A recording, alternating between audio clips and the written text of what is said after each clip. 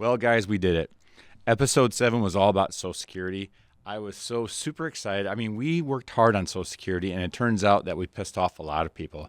Yep. Today, we're going to clarify all the comments, mostly negative, about what was said on that show. The comments show to me one thing, is that we didn't do a good enough job explaining. So we're going to straighten out those people who made the comments today, and we're going to really clarify for our retirees and soon-to-be retirees what they should be thinking about when it comes to Social Security. Let's go. Retirement for life. Your passport to a comfortable and confident retirement. The podcast that's equal parts education and entertainment, where we break down the retirement maze with a dash of fun and a heap of wisdom from your host, Christian Sear CPA, the passionate retirement specialist and president of Sear Financial Wealth Advisors, the independent registered investment advisor specializing in the AIM retirement system. So on episode 7, we said a lot. We were talking about the guidelines for Social Security, when really the only time you should take Social Security at age 62, why it makes sense to wait. And we tried our best. Obviously, we didn't do a good job. But here was one of the main points that really upset people. Brooke, can you play that, please? You have to sit in front of a level 5 advisor and do the analysis for yourself. This is just a generic example. But in every case, they're better to wait because they could potentially make $1 million mistake. And who doesn't want to collect $1 million more from the government, right? I just want to say to every person who ever walks up to me and says, I took my Social Security the day I retired at age 64, I just want to say, you probably made $1 million mistake. But I don't do that because that would be rude. But that's what I want to say. That's the first thing that goes through my mind. So let's talk about the mindset here. People say to me all the time, they say, look, I gotcha on this. I go, how do you have me on this? You should be waiting until 70 and say, I gotcha, because what if we both die at age 70? And I gotcha. Mm-hmm. Well, yeah, I gotcha is fine. If you both die at age 70, who cares? You didn't run out of money. You're dead. So I say that, and essentially we were saying what? What did I just say there? Essentially, you're telling people to wait to age 70. Right, and we show an example, a very realistic example, albeit a generic example of a person or a couple making a mistake where they could potentially lose as much as $1 million or more from Social Security. Mm-hmm. Yeah. Well, you thought maybe I said that maybe I just punched somebody in the face or something based on the comments. I mean, unbelievable. Let's go to the next slide, Brooke, because I want people to understand this. The whole world is working against us here. Social Security Administration framing it the wrong way. A lot of advisors out there, like we saw, framing it the wrong way. Our human nature is telling us to take this money. It has to come back on you. You have to do the homework. You have to do the thorough due diligence. You can't look at Social Security in a vacuum. You have to look at it from a big picture. Go see a level 5 advisor. Sit down. You have to have the right mindset. Social Security is a sunken cost. You've worked your butt off all these years. You've put money into this. You feel like it's yours. Yeah, but don't think of it like this guy. How much money can you get from the Social Security Administration? Think about it as an insurance policy. Your mindset should be like this lady. What'd she say? She says, how can I maximize my chances of not running out of money in retirement? That is the mindset. What are we doing on a day? What have you and I been doing with our team for the last 13 years? We're just trying to help people have a successful retirement. Right. Austin? There's two things, that define that successful retirement, and that is the amount of money you have left at 95 when you die, and then also your income stability. Say that again. The amount of money you have left at 95 and your income stability.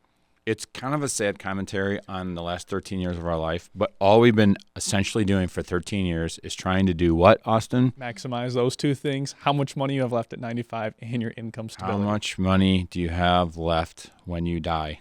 That is our goal, to maximize that.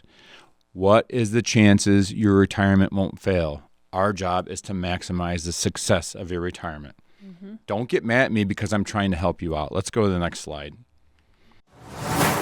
But generally speaking, for the average American, math is simple. Wait till age 70 to take your Social Security.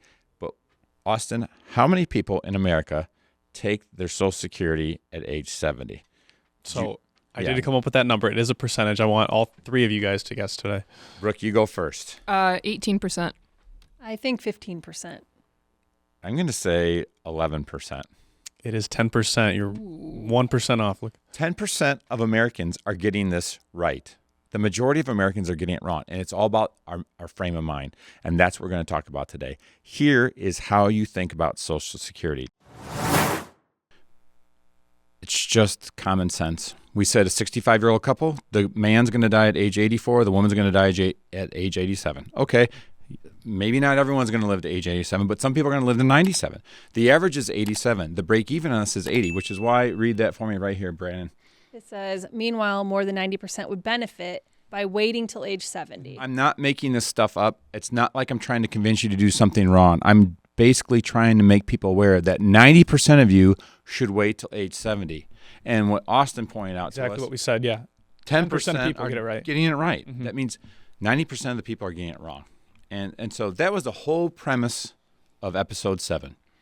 Take it at 70, most cases. Whatever you do, don't watch a 30-minute podcast and make a decision about your Social Security. Mm-hmm. I said level 5 advisor like 3 times. Right. We're just giving you an idea because most Americans are getting this wrong.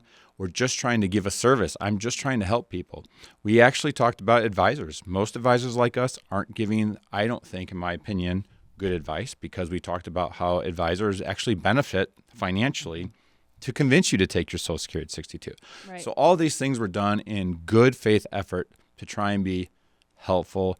Well, the comments exploded. Let's look at these comments. The first one was Eric. What did Eric say? Eric said, "What sounds better? I don't know, bro. Waiting until I'm 70, if I even make it to that, sounds awful. That's not retirement. That's just working up to the very last days and years of life. But there is no more life left to live and enjoy it at that point. Most are infirm, in nursing homes, etc. I'd rather retire early and use my savings and investments to enjoy my final years instead of working and thinking death is something that can be perpetually delayed." Okay, Eric, you missed the point. Gary thinks the same way. Go to Gary. What did he say? Gary said a lot of people physically can't work to 70. Interestingly enough, at least Gary said it in a succinct manner as opposed to Eric, who kept calling me bro. But there was this proves the point that Jamie makes. Yeah. Women listen better because Lisa got it. What did Lisa say? Yeah, Lisa said you aren't supposed to work until you're 70. They just suggest that you take Social Security at 70. If you haven't saved any of your own money for retirement, it really doesn't matter because you're going to be poor anyway. Social Security isn't supposed to be your only retirement savings. It's like I wish I could have liked her comment. I know. Me too. Okay. The point here, they're missing the point. Yeah. We're not trying to tell people to continue working until age 70. Right. Mm-hmm. We're just telling them when you retire, wait till 70 to take your Social Security, right? I also question how many 70-years Eric knows because they're not all infirm and in nursing homes. Yeah, I mean, he's probably like kind of a sad 22. comment. No offense, Austin. Oh, yeah. That was actually me. I said that we tried to, you should be, if you are listening to this, that's great, but you should be watching it because you're about to see 3 really funny slides, and you can go to rflshow.com. We have this studio here. The people that are watching us are just really impressed by how great the 3 of us look right now, and they would be especially impressed if they see these 3. So thank you if you're listening on Apple or Spotify. That's great. But do yourself a favor. Take this in on rflshow.com because then you can see what we're talking about. Just because I said I wanted to keep this fun, and this is not just a boring show about Social Security, I came up with 3 examples like Gary and Eric of people missing the point. Show me the first one, Brooke. The highlighter was invented to highlight certain words, not all words. Not the whole book. What's the next one, Brooke? This one's funny. Brandon? Yeah, this one's funny. It's saying you should get a veggie burger, but you can potentially add bacon, which completely misses the point. For $1 more. Yeah. So for people who refuse to watch us and are just listening, we are showing an actual menu of a veggie burger with bacon on it. Yep. Missing the point. Mm-hmm. Okay, now the next one, I have to say, I almost considered not putting this on there, but I just think it's It's funny. Somebody read that. Yeah, I'll read it. It says, wow, when this woman couldn't afford her insulin, her whole town chipped in for her funeral. And there's a picture of like 5 people for some reason celebrating over her casket, Yeah. Yeah. but they missed the point. Yeah. They paid for her funeral. They could have just paid for her insulin. She would still be alive on this earth. Yeah. People miss the point sometimes. I think a lot of people miss the point about Social Security, and I tried to be very clear about that. The next comment is from Sugar Bear. Brooke, what does Sugar say? Yeah, Sugar Bear. Bear says, take it early. You have to live to 78 before it reaches the tipping point of receiving less overall. And even then, it only lowers it month by month. So how old do you think you'll live to be? Personally, I don't expect to see 80. Yeah. I mean, if you don't think you're going to live to the point where it's a break even, then yeah, that's true. But you're not looking at the big picture. You're missing the point again. I mean, are you single? Because your spouse might benefit from you waiting. So there's a lot of factors. For some people to be taking this early. But here's what I would say to Sugar Bear. If I ran into her on the street, I would like fist pump her and say, first of all, great name. And then I would say, Sugar Bear, if you do pass away at age 78, God bless you. Okay. Sorry for that. Maybe there's an ailment. Maybe there's something wrong. I get it. Okay. I'm sorry. But if you die at age 78, it doesn't matter when you took your Social Security because you died at 78. Okay. The mindset is not how much should I get from the government. The mindset is, well, I might die. The mindset is, what if I live to age 95?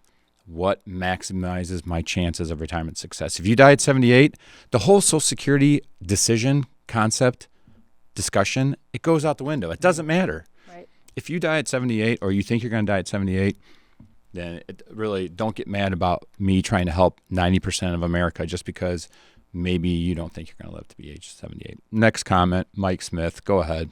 Mike said, it will be gone in 10 years. Get it while you can. Short to the point. He's wrong. We talked about it. It's just really clear to me. I did a little homework, though. So last year, for a person who made $170,000 of income, I said it earlier, how much did they pay into Social Security? Do you remember the number I gave you? 10,400? Close, yeah, 10,500 and basically just under, okay? So how much did a person who made $200,000 last year put into the Social Security fund? They also paid that. 10,500. How much did a person who made $2 million last year put into the Social Security Trust Fund? Same amount. 10,500. How much did Elon Musk put into the Social Security Fund last year? The richest man in the world. 10,500. Okay. Common sense here, folks. Change that.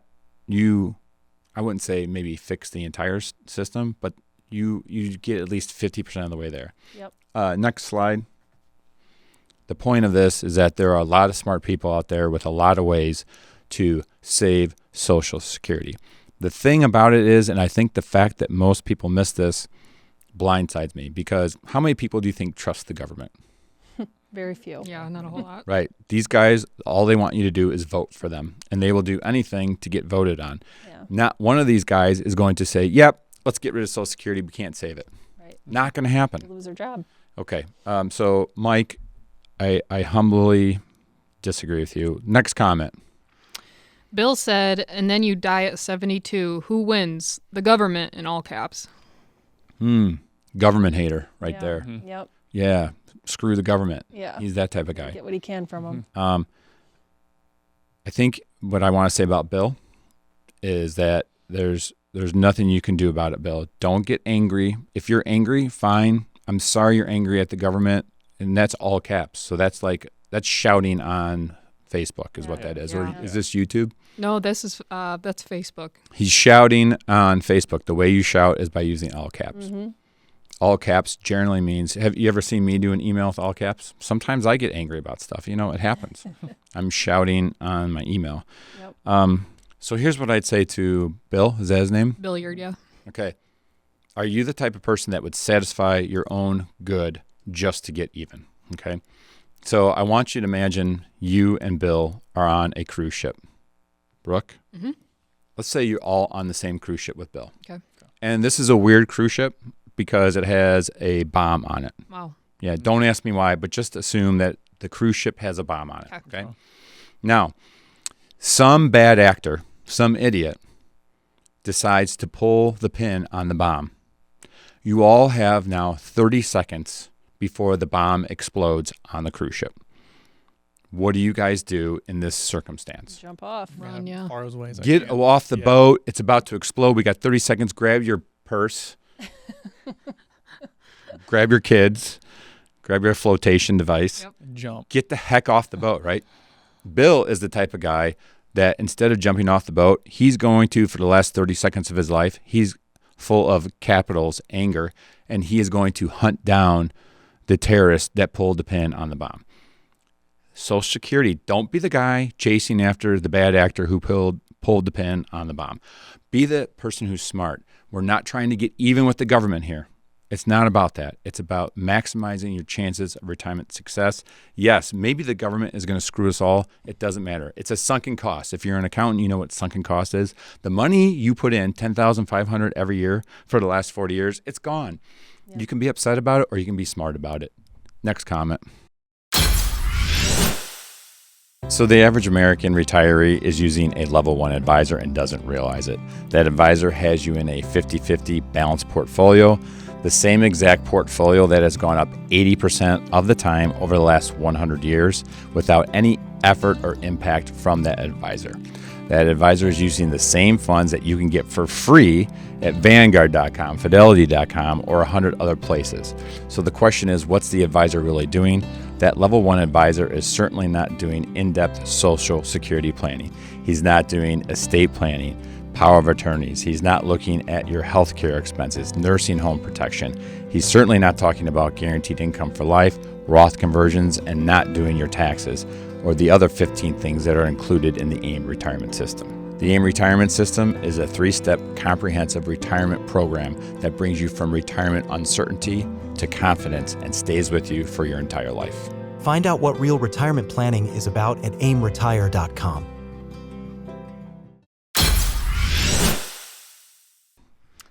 Ed.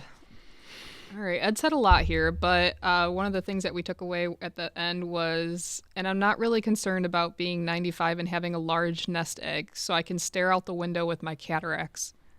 Yeah. Yeah. Also not the point. No. That we're looking to do either. No. Mm-hmm.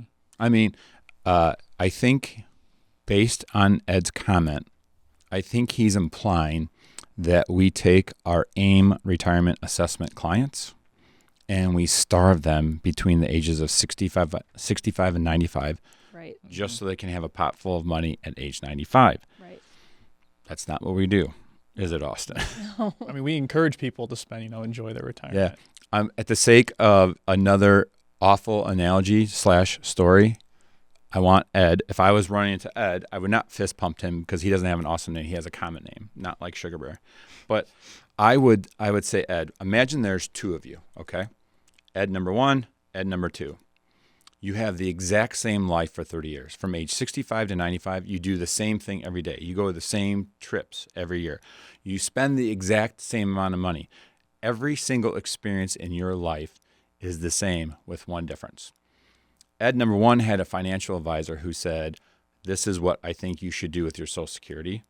And it was different than Ed number 2's financial advisor. He had a different Social Security strategy. Ed number 1 dies at age 95 with $100,000 in his bank. Ed number 2 dies with $500,000 in his bank. The idea here, Ed, is not that we're starving you for the 30 years. You can still enjoy your usual life, spend the same amount of money. The point here is that, yes, you don't need a boatload of money at age 95, but which one would you rather be? Would you rather have $100,000 sitting here at the end or $500,000? Yeah. That's what I'd say to Ed. He also had another comment. What else was it? By taking it early and investing those early payments in a relatively conservative way, you'll be ahead probably forever. Which is wrong. Yeah, it's kind of a tricky statement. It's hard to invest in a relatively conservative way. You actually have to be pretty aggressive to keep up with that Social Security increase every year. And then he says probably forever. We don't know what the market's going to do in the next 20 years. Obviously be up, but there's going to be dips, and you don't want to hit that dip at the wrong time. It's a person making a bold statement and then saying probably, maybe.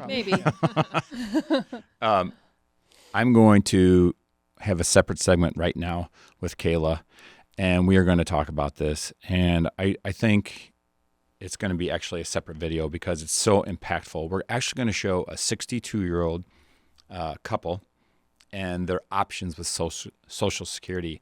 And it's very impactful.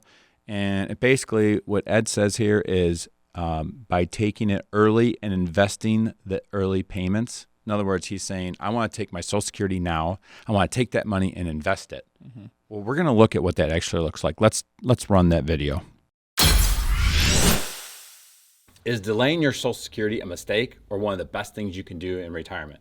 Today, I'm going to show you a real-life example of a couple who came in and wanted to know just that. I'm going to share with you the surprising decision they made and show you some of the things that made their decision very clear, like how longevity impacts your Social Security, how certain things in the Social Security system that they didn't know about can help them in retirement, and really weigh the differences between taking your money early and waiting until age 70. Let's get started. So the couple comes in, they are 60 years old, they want to retire at age 62. They had two goals, two primary goals, that retirement, 62, and also they were fairly adamant that they wanted to take their Social Security at age 62 as well. They wanted to start that income as soon as they retired. They had saved up about $1.1 million together combined in their 401ks. The first thing I tell them when they are wanting to take Social Security at age 62, I say, well, let's look at your Social Security statements. We look at their Social Security statements. If they begin their retirement or their Social Security at age 62, by age 70, about 8 years later, they're going to be getting $53,000 a year in that bank account of theirs from the Social Security Administration. And I say, but if you wait until your full retirement age 67, it's going to be a lot more money. That's a little bit eye-opening, right? The difference between 52, 53, and $75,000 a year is big. And then I show them if they wait until age 70, that's going to be about $86,000. So the difference for them, collecting $53,000 a year or $86,000 a year, that's a $33,000 difference. That's not just 1 year. That's when they're age 71, when they're 72, when they're 73. Every year getting $33,000 more per year because they waited. I have to remind people that when we're talking about Social Security, there's a bigger goal. It's about maximizing what you do to just maximize the chances of success. It's good to look at Social Security, but not in a bubble. The three things that you want to do when you're with a retirement planner is understand. A good retirement planner is going to say, number one goal here is to maximize your chances of retirement success. Not screw the government and take Social Security as soon as we can. Let's really be smart about this. Let's really think about this.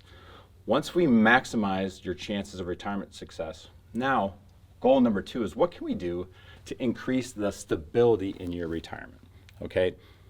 We know that the stock market can be really good. We also know it can be really bad. What we want to do is make sure that we get as much sources of guaranteed income in your retirement plan that when you need money the most, you're not relying on a good stock market to get that.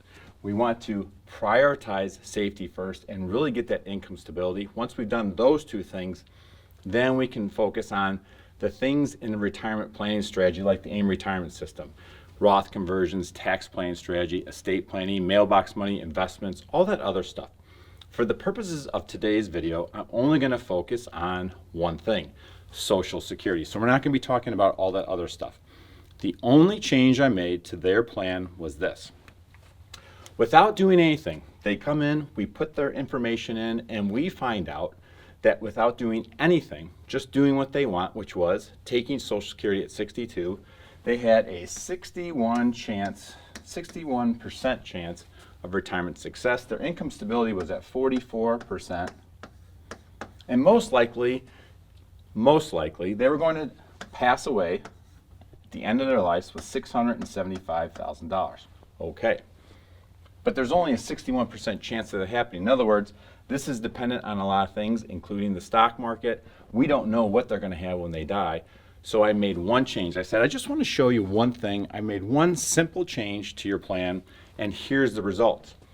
Your chances of retirement success go from 61 to 93. Your income stability goes up to 64%. And believe it or not, you're going to have in the range of, again, we don't know what's going to happen for the next 30 years in the stock market, in the bond market, etc. But most likely, $1.8 million in your investable assets when you die. And they said, that's interesting. First question they asked me, when am I going to die? And I said, we are planning on you dying at age 95. Everyone goes crazy. I'm not going to live to be age 95. Well, by the way, what was the one change you made? Instead of you taking Social Security at age 62, I changed it to be starting at age 70. And that's when the questions started. So the first comment I already said, the man says, I'm not going to live to be age 95. The woman, she wants to spend her money. She says, right now, we're young, we're still active. That's when I want to spend our money. And then the man says, and you know what? Both of my parents died before age 80. And she comes back, she's still all about like having a good time, spending money. She goes, if we're not going to take our Social Security until age 70, what are we going to do from the time we retire at age 62 to age 70? Where are we going to get all that money that we want to have those good times? And then the man comes back with the big question that everyone also always asks, is the Social Security Administration going to be around in the next 10 years? Who knows, right? The way I answer these questions is very simply, you want money in the first 8 years of retirement. You're not going to start Social Security if you listen to me. Where am I going to get that money from? Very simply, we have other ways with your portfolio to give you that income you need in the first 8 years of your retirement that really is not going to be from Social Security. It's going to be from other sources of income. Don't worry, I'll show you that later. This question, is Social Security going to be around? I can make a whole video on, is the Social Security Administration going to be around? Episode 7 of the Retirement for Life podcast did a great job of explaining that. You can go to rflshow.com and check it out. I also covered the same topic about, is the Social Security Administration going to be around, in episode 10 of the same podcast. But very short answer to that is yes. The Social Security Administration is not going away. Both of my parents died before age 80. Well, that's your parents. They lived different lives. And just because your parents died before age 80 doesn't mean that you won't live a long and healthy life. And finally, I'm not going to live to age 95. Here's what I always show people. First things first, when you're born here in America today, your life expectancy is 76. But I am not dealing with a bunch of 1-year-olds. I'm dealing with people who are 60, 62, 65. So the average life expectancy for a 65-year-old person in America today is 83, not 76, 83. I think too often retirees miss that point. 76 is for everybody. When I'm talking to you retirees, your life expectancy is much higher. And here's the other thing. Am I just talking to one person? Most of the time I'm talking about two people, and I'm planning for two people. So when you combine both people in that relationship, there is basically a 50-50 chance that one of those people are going to live to be age 90. And there's a 1 in 5 chance that they're going to live to age 95. So what the advisor does, or in my case, what I do in the AIM retirement system, is I start to give people scenarios. Okay, I'm just going to give you several scenarios about your Social Security decision, and you can decide and evaluate, and we can start to fine tune what our Social Security decision is going to be based on what you find out. So the first scenario I ran for this couple was, you both die early. I'm sorry, you're going to Disneyland and unfortunately the plane crashes. What is, remember, goal number 1, chances of success in your retirement? Whether they take their Social Security at 62 or age 67 or age 70, if they die early, in either case, they basically are guaranteed retirement success. Why? Because they're both gone. Okay? The Social Security decision does not matter if you're both unfortunately going to pass away at an early age. So then the husband says what the husband usually does, you know, I'm probably going to be the first one to go. I want to make sure my wife is taken care of. What does it look like if I go early, but she lives a long and healthy life? And I say I've run 2 of those scenarios, one where your wife lives to age 85 and one where your wife lives to age 95. You've passed away early, but she's lived a long, healthy life. And in both of those cases, your best choice, your best chance at maximizing retirement success is by you both waiting till age 70. And he says, okay, but what if the opposite happens? What if I'm the one who lives this long, healthy life and she passes away early? And I show them 2 more scenarios. And again, in all cases, or in these 2 cases, maximizing their chances of retirement success is them both taking their Social Security at age 70. So now the wife speaks up and she says, well, what if we both live a long, healthy life? And I say, I'm just going to put up all 8 scenarios up on the screen at once, and you can kind of digest what it looks like. And very clearly, the wife says, I can see that basically in every case, to maximize our chances of retirement success, taking Social Security at age 70 makes the most sense. And so this is what I say to clients. There's a million possibilities. That this was just 8. So what we ultimately did with them is we took a deeper dive and ran a few more scenarios. What if this happens? What if that happens? And ultimately, they made the decision, which was the exact opposite of what they thought they wanted. They have decided to take their Social Security at age 70. It's difficult when dealing with Social Security because you just don't know what the future holds. But just always remember, when you're talking about Social Security, don't think about, boy, how fast can I get my Social Security back from the government? I paid into it for years. How can I get my hands on it as soon as possible? That's not the right approach. The right approach is, what can I do? What choice can I make that gives me the best chances of retirement success? Because that's really what the AIM retirement system is about. And they made a good decision, in my opinion, because they focused on this, maximizing chances of retirement success. I'll give you this. This is not them. This is just another fictitious example. But this is where Social Security decision really hits home. Not everyone has saved $1.1 million. Often, I've seen a case like this. Same couple, one decides to take it at 70, or do they take it at age 62?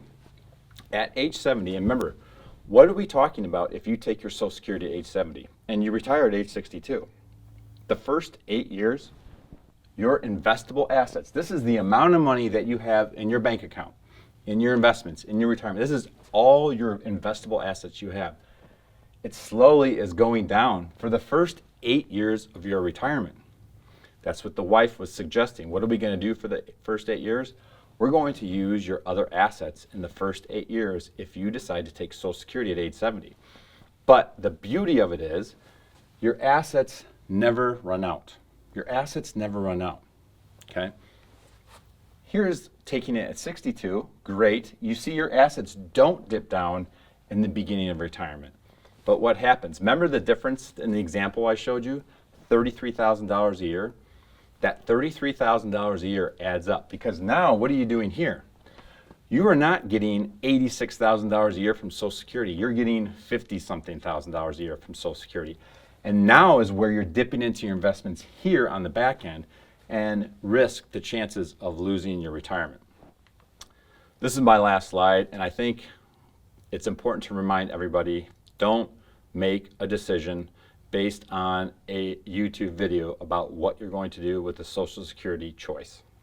Make sure you think about the options. Sit down with a level 5 advisor who understands that Social Security is best when it's not looked at in a vacuum. It's best when it's put in concert with a full retirement plan to maximize your chances of retirement success, to increase your income stability, and maximize multi-generational wealth.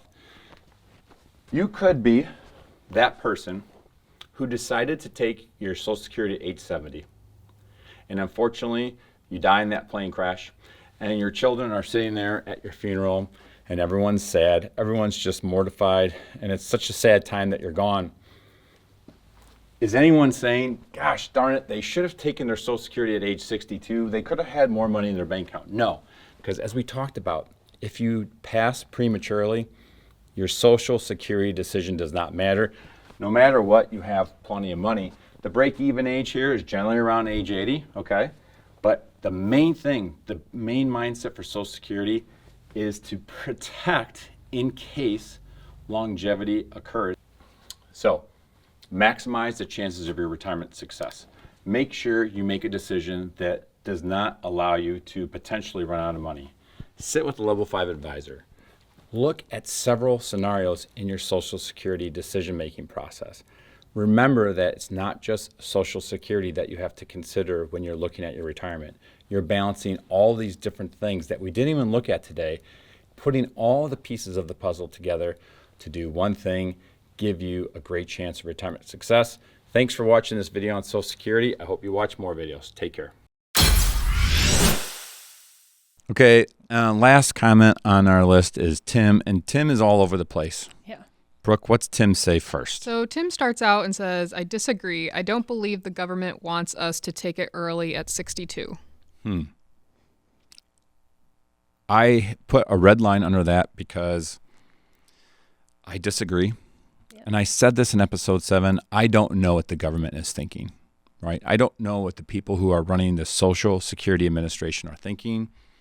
My thought is that they are all sitting there saying, I hope nobody is listening to Chris Sear on the Retirement for Life podcast because he is telling the masses to take their Social Security later. If everyone listens to Chris Sear and starts taking their Social Security at age 70, we are in big trouble because we're going to have to pay out a lot more money. So I don't know. Maybe I don't know what the government's thinking. I personally think that Tim is wrong, but we'll call it. I said this earlier. It's not. I wouldn't say he's right. I wouldn't say he's wrong. I would say he's. I don't know. You said you were going to give him a pass. Yeah. Whatever. I'll give him a pass. So what else does he say? So first he disagrees with us, but then he says what, Brooke? If they do, why do they reduce it 8% for each year you take it early? He's now agreeing with us. Right. Okay. He's falling right into our trap. We're saying the longer you wait, it goes up 8% per year every year you wait. Not conservative. That's an aggressive investment. And I just think now he's saying, well, maybe I do agree with you. And what else does he say? They actually incentivize you to do so. Correct. Correct, Tim. We're on the same page now. The government is really setting us up for this great payment at age 70, and they're incentivizing us to do so. And what else does he say? Many in the government are not interested in what's best for American retirees. I'd love to take a poll. What % of Americans think the government are not interested in what's best for American retirees? I don't know. Yeah. Most of them probably. Yeah, I would say most Majority. people don't trust the government. Tim's all over the place. He's saying, I think the government wants what's best for you. And then at the bottom he says, I don't think the government wants what's best for you. So I don't know what he's saying. But basically, I want to be clear about what we were saying. We are saying that most likely the government is wanting us to take it early because by us taking it early, we're getting the Social Security decision wrong. At least 9 out of 10 of us are getting it wrong. Right. And I think they're sitting there thinking, gosh, I hope people don't wisen up because if they do, more money will be coming out of the Social Security Administration. Whether they want that to happen or not, I don't know. But it's clear that if everyone did that, it would be bad news for Social Security Administration. Yeah. I think that's the wrap up of this show. I put this up there again. It really just says it all, okay? We're not making this up. It's not like we're crazy advisors. We see this every day. We've been doing this for a long time. The AIM retirement system is a lot. It's complex. Yep. We're not looking at this Social Security decision in a vacuum. Please, please, please don't watch this was probably a 20-minute podcast. Let's call it 30 because I got Kayla in there. Don't listen to a 30-minute podcast and make up your mind about your financial future. Go see a level 5 advisor. The AIM retirement assessment is a free assessment at retireforlife.com. You can get it. We'll do it for you. It doesn't cost you anything. We'll tell you what's best for you. I can't tell you sitting here talking to 1,000. I'm probably talking to 5 million people right now. Yeah, that's a guess. Yeah. Yeah. Good guess. I can't tell 5 million people what to do on a podcast, but what I can tell them is that they shouldn't just sit there and make a decision based on what their neighbor did, based on what they think, based on their anger with the government. Right. They really need to make this decision in full faith with a fiduciary level 5 advisor. The AIM retirement assessment is one way to do that. Make a good decision. And I encourage comments, a great discussion.